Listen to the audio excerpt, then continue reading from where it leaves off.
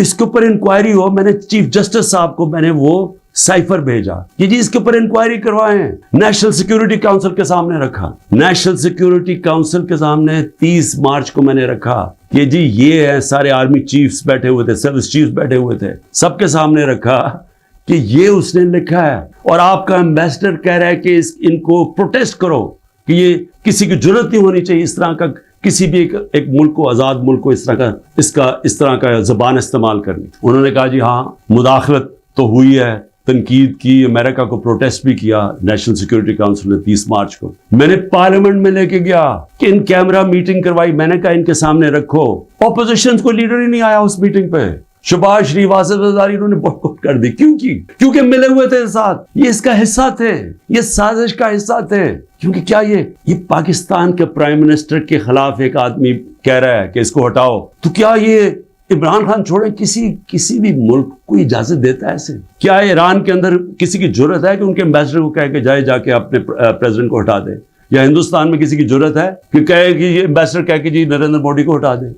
कौमी गैरत होती है, कौमें गैरत के ऊपर खड़ी होती हैं, कौम गैरत स्टैंड लेती हैं, मुश्किल वक्त गुजारती हैं और मजबूत हो जाती हैं। दुनिया उनकी इज्जत करता है, दुनिया उस कौम की इज्जत करता है जो अपनी इज्जत करती है। जब एक आम ऑफिशियल इस तरह का स्टेटमेंट दे और मैं उसके ऊपर कुछ हो ही ना, यानी नेशनल सिक्योरिटी काउंसिल में हैरान हो गया कि सिर्फ जी हम डिमार्च करते हैं। आप इंक्वायरी करनी चाहिए थी, पूछना चाहिए था, लिखना चाहिए था इसने क्यों ये कहा। और इंक्वायरी जब होनी थी तो एक आदमी ने सामने आ जाना था, जनरल बाजवा ने। मुसलसल ये जनाब इनकी मीटिंग्स होती थी, इनकी वो चार्ज रिफेयर से मिलते थे। क्या ISI को नहीं पता था कि पिछले 3 महीने के अंदर हमारे पार्लियामेंटेरियंस, हमारे PTI के बैक बेंचर्स और ये ऑपोजिशन लीडर से बार अमेरिकन एम्बेसी में जा रहे थे। अरशद शरीफ ने पूरा प्रोग्राम किया, बताया कि कौन कौन से दिन कौन से लोग गए। राजा रियाज का बताया गया, क्या राजा रियाज वहां फॉरेन पॉलिसी डिस्कस करने गया था? जो सबसे पहले भागे वो अमेरिकन एम्बेसी जा रहे थे, क्या इनको नहीं पता था? इसके हिस्सा थे,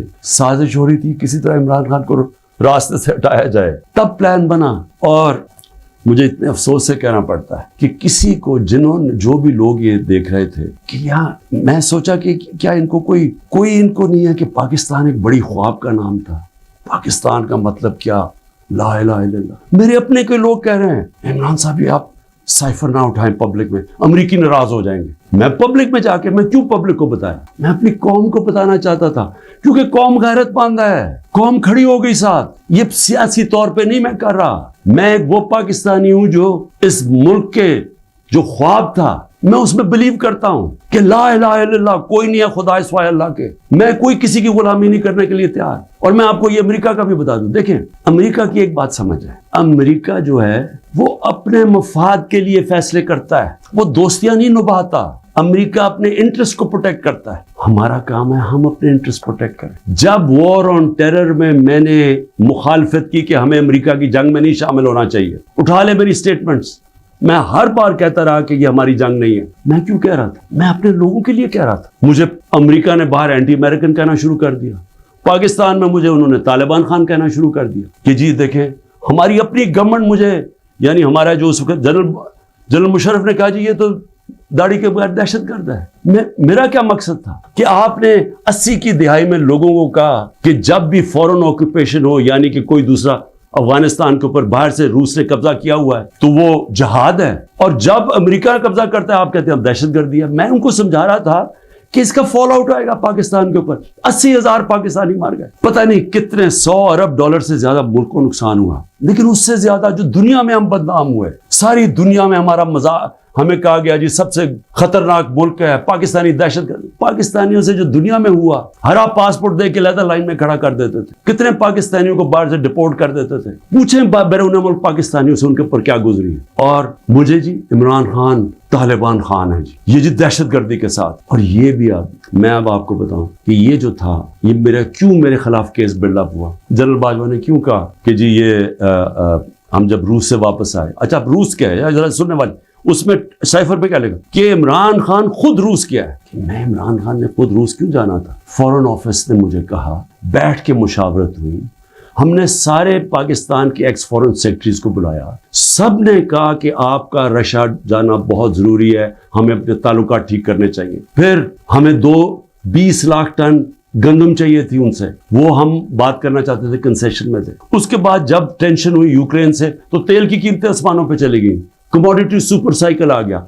उन्होंने कहा कि आप वहां जाके तो उनसे नेगोशिएट करें सस्ता तेल। तो सारा स्टेक होल्डर्स के साथ कि जितने भी थे उन्होंने पूरा प्लान किया। हम ट्रिप पे जाने लगे, शाम को टेंशन बढ़ गई रूस की और यूक्रेन की। मैंने जाने से पहले जनरल बाजवा से पूछा कि क्या मुझे जाना चाहिए या नहीं। इन्होंने कहा हम सब बैठे हुए हैं, हमारे ख्याल में आपको जाना चाहिए। तो सबसे पूछ के मैं रूस गया, मैं अपनी जात के लिए तो नहीं गया। तो वापस आया तो जनाब जनरल बाजवा ने उसके 2 दिन बाद कि जी मजम्मत करो कि जो रूस चला गया। वहां फॉरेन ऑफिस बैठा, हमारे मेन लीडर्स बैठे हैं। हमने कहा कि हिंदुस्तान तो मजम्मत नहीं कर रहा, वो तो उनका स्ट्रेटेजिक एलाय है, वो तो नहीं कर रहा, हम क्यों करें। और हम उनसे डील करके आ गए थे सस्ता तेल पे और सस्ती गंदम पे। उसके बाद जाके एक नेशनल सिक्योरिटी का सेमिनार हो रहा है, जनरल बाजवा में बैठ के कहता है जी इमरान खान हम रूस की सख्त मजम्मत करते हैं। गवर्नमेंट की पॉलिसी के खिलाफ जाके स्टेटमेंट दे देता है। उसके बाद हुसैन हक्कानी की ट्वीट आती है, वो कहता है जनरल बाजवा प्रो अमेरिका है और इमरान खान एंटी अमेरिका है। बाद में हमें पता चलता है कि हमने $30,000 दे के हुसैन हक्कानी को जनरल बाजवा ने हायर किया हुआ था हमारी गवर्नमेंट के दौरान। वो बाद में जब उनका फेरा, उनका एक अदारा होता है जो आपको रजिस्टर करना पड़ता है लॉबीज को, उसमें पता चलता है बाद में हमें। तो मेरा अपना ही आर्मी चीफ मेरे खिलाफ लॉबी कर रहा था, उनको बता रहा था मैं कितना बुरा हूं। मैं सिर्फ आज ये कहना चाहता हूं कि देखिए मेरे पाकिस्तानियों, जो जिधर आज हम खड़े हैं, हमें पहले फैसला करना चाहिए कि क्या हमने बेकारियों की तरह, एक चूंटियों की तरह बाकी जिंदगी गुजारनी है पाकिस्तानी होते हुए। जिस तरह हम जा रहे हैं तो कोई मुस्तकबिल नहीं है। क्या हमने खुददार कौम की तरह, ला इलाहा इल्लल्लाह जिसका नारा था, एक खुददार कौम, ला इलाहा इल्लल्लाह गैरत देती है इंसान को, एक छोटे से इंसान को बड़ा इंसान बना देती है। हम एक दुनिया के अजीम लीडर मोहम्मद मुस्तफ़ा सल्लल्लाहु अलैहि वसल्लम, जिन्होंने जब मुसलमान कमजोर भी थे तो उन्होंने 2 सुपर पावर्स के सरबराह को खत लिखा कि मैं अल्लाह का पैगाम लेके आया हूँ, इस पे चलोगे तो तुम्हारी बेहतरी है। खुददार, अल्लाह से सिर्फ डरने वाले लोग, हमें ये क्या बना दिया इन्होंने कि जी अपना ही मुल्क का आर्मी चीफ उनको लिख रहा है कि जी देखिए इमरान खान ये एंटी अमेरिकन है।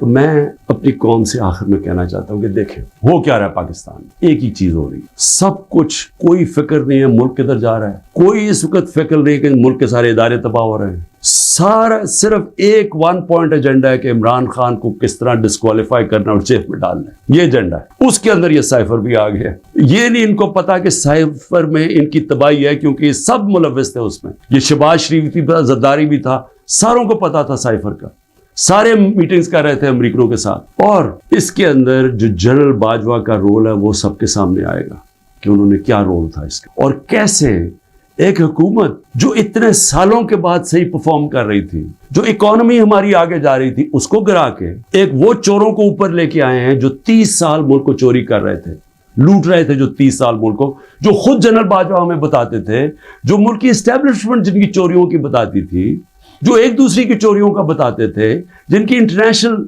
दुनिया में उनकी चोरियों के अखबारों में और किताबों में जिनका नाम आता था, उनको लाके ऊपर बैठा दिया। इंक्वायरी सबसे बड़ी ये होनी चाहिए साइफर के ऊपर, जो FIA नहीं कर सकती। अगर सही इंक्वायरी करवानी है ताकि हम आगे ये गलतियां ना करें, तो इंक्वायरी ये होनी चाहिए कि ये साजिश में कौन कौन शरीक था, कि गवर्नमेंट गिरा के एक मुल्क की इकोनॉमी की तबाह किया, आज पाकिस्तान को घुटनों पे रख दिया। आज अगर हम इनकी मदद ना करते और IMF से ना कहते कि आपकी स्टैंड बाय एग्रीमेंट के हम साथ हो, तो पाकिस्तान डिफॉल्ट कर गया था।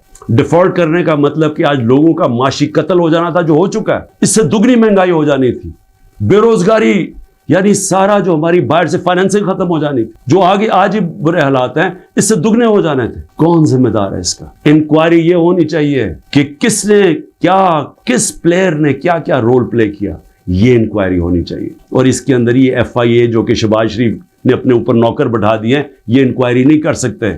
और मैं जो आखिर में बताना चाहता हूं कि जो कोशिशें हो रही हैं, कोशिश क्या हो रही है, हर चीज करते हैं वो फेल हो जाती है, क्योंकि अल्लाह हक है। तोशा खाना के अंदर क्या चीज है जी? इमरान खान ने उनको कहा कि जो तोशा खाना में अभी भी लोग बैठे हुए हैं, जिनका काम है असेस करना कि एक जब आपको तोहफा मिलता है उसकी क्या कीमत है, मैंने उनको कहा कि कम कीमत दिखाओ।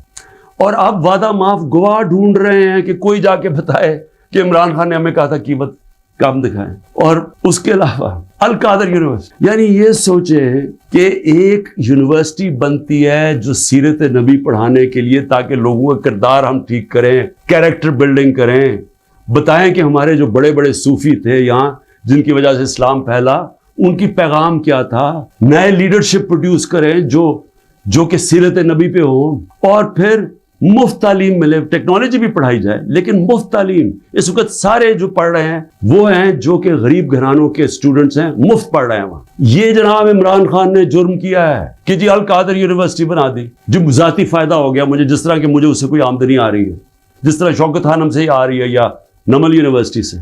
और फिर मेरे ऊपर पहले जुल्म किया जाता है और मेरे ऊपर ही केसेस कर देते हैं। नाउ मेरे को सुप्रीम कोर्ट कहता है कि इमरान खान के ऊपर गैर आईनी और गैर कानूनी वारदात की गई, मुझे वहां से अगवा किया गया, जो कमांडोज मुझे वहां से लेके गए। सुप्रीम कोर्ट का वर्डिक्ट है। और जिस तरह मुझे जलील किया, लोगों को मारा, डंडे मारे, वकीलों को मारा, उसके बाद सारी दुनिया में खबर देखा कि मुझे एक मुजरिम की तरह पकड़ के लेके जा रहे हैं, तो मेरे ऊपर 30 केस हो जाते हैं। जब मैं 4 दिन बंद होता हूं अंदर, जब जेल के अंदर, तो 30 केस मेरे ऊपर हो जाता है कि जी मेरी वजह से वो जो रद्द अमल आया। और रद्द अमल नहीं आना था कि जब आप नाइंसाफी करते हैं, जो सुप्रीम कोर्ट कहता है नाइंसाफी है, वो जो बेचारे निकलते हैं पुरअमन मुजाहरे करने के लिए, जो 27 साल से हमने किए हैं, उनके ऊपर गोलियां चलाते हैं। 25 लोग हैं जिनको इन्होंने शहीद किया है, 16 के पास हमारे पास डेट्स हैं, 9 गायब हैं अभी। 3 लोगों की टांगें कटती हैं, एक आदमी पैरालाइज्ड है इस वक्त, कमर पे गोली लगती है। और ये क्या करते हैं, ऊपर से उन्हीं के ऊपर केस बना देते हैं। सारी दुनिया के अंदर अब एक कोई पुलिस की गोली लगी थी ना, एक फ्रांस के अंदर, 4 दिन सारे फ्रांस में आग लगी, 100 बिल्डिंग्स और गाड़ियां जला दी लोगों ने। तो आपको पूछ नहीं रहा कि आप पाकिस्तानी नहीं थे, और 100 लोगों को गोलियां और लगते हैं, और जिसको गोली लगती है, टांग कट जाती है, उसको पकड़ के जेल में डाल देते हैं। ये किसी मुल्क में इस तरह होता है? ये जुल्म होता है। और फिर जिले शाह का कत्ल होता है, इमरान खान के ऊपर कत्ल का केस डाल देते हैं। बाद में जब पता चलता है तशद्दुद हुआ उसके ऊपर 26 जगह, तो फिर कहते हैं एक्सीडेंट में, फिर भी मेरे पे केस डाल देते। कोयटा के अंदर एक सारे कोयटों का पता है, जाती दुश्मनी पे एक वकील मारा जाता है, इमरान खान के ऊपर 302 कत्ल केस हो जाता है। मैं सवाल ये पूछता हूं कि क्या कौम ये नाइंसाफी नहीं देख रही? और ये जो निजाम आप कर रहे हैं, ये समझ रहे हैं कि ये बहुत बड़ा कोई डंडे मार के और खौफ से लोगों को अपनी तरफ ले आएंगे, या लोग वोट किसी और को दे देंगे। ये इंसान है, ये भेड़ बकरियां नहीं है। और इसके ऊपर, इस निजाम के ऊपर जो हजरत अली का कौल है वो गौर से सुन लें। कुफर का निजाम चल जाएगा लेकिन जुल्म और नाइंसाफी का निजाम नहीं चल सकता। हुकूमतें चलती हैं इखलाकी कुव्वत पे, डंडे मार के जानवर चलते हैं, डंडे मार के नहीं चलवा सकते आप लोगों को अगर आप ये समझते हैं कि इसकी जुल्म की वजह से ये चोरों को तस्लीम कर लेगी कौम, जो 30 साल से मुल्क को लूट रहे हैं, जिनके पैसे बाहर पड़े हैं, जिनकी सारा ये जैसे ये इन्होंने इक़्तिदार से फिर बाहर भाग जाना है, तो अगर ये समझते हैं कि लोग इस खौफ की वजह से इनको तस्लीम कर जाएंगे, मुझे तरस आ रहा है उन लोगों के ऊपर जिनकी ये सोच है। पाकिस्तान जिंदाबाद।